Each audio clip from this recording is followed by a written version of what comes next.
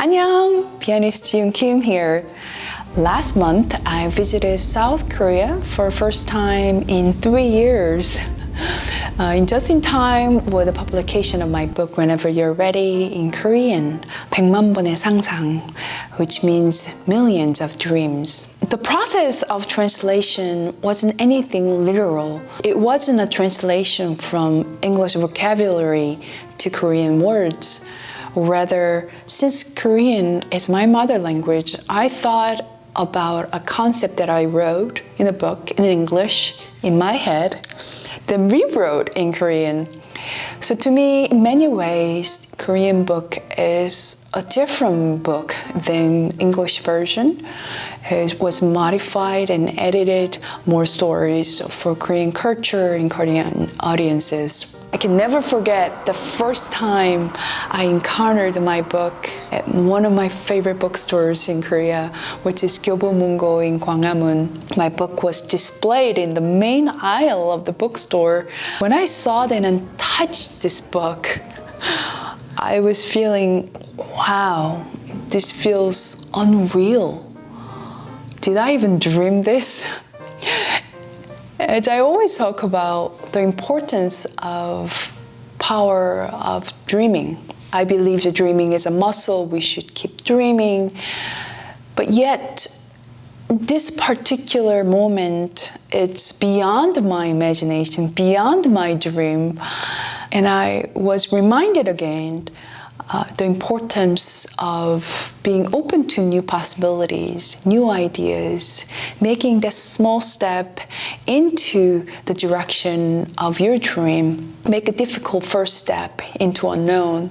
Because as a pianist, when I first thought of writing a book, really, I thought of, I'm a pianist, why even bother to write a book? And even though I had many doubts and negative voices, I made that first step into that unknown. And that small steps made it possible for this dream that I even recognized or could even possibly imagine in my own head. So I encourage you to keep dreaming, and maybe one day, just like my experience, a new color of dream of reality might knock on our doors of life when least expected. I had many chance to meet amazing people in Korea through interviews. And I also met some Korean readers at China bookstore at a book concert. This amazing, intimate European-style bookstore was just a perfect fit for me to talk about my book and also share music on the piano. We also had a 30-minute Q&A session that I actually meet Korean readers and their questions and their comments in person. It was such a moving experience for me. The environment was welcoming and warm, and I enjoyed every second of it. I also got to visit this huge mega mall in Seoul, which is called COEX Mall. This is underground, many shops, and endless pathways. And in the center of this mall, there is public library, which called Starfield Library. Oh my gosh, you have to visit this library.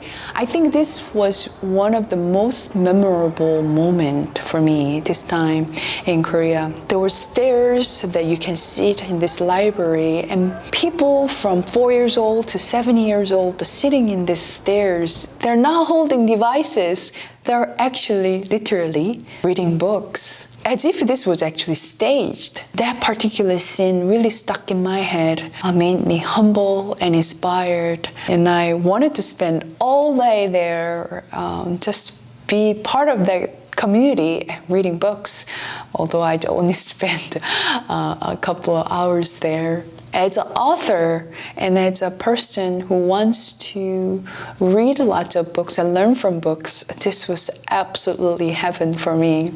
One of the impressions that I got this time around in Korea was that Korean people is really passionate about education and personal growth, and they really want to read more books, learn from it, and they also write these amazing essays online.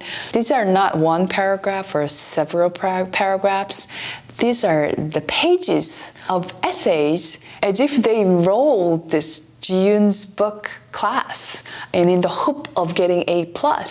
No, they actually just wrote it for their own growth, to share what they learned from the books. Every time I had a chance to read these essays, I was so struck by the depth of their thought processes.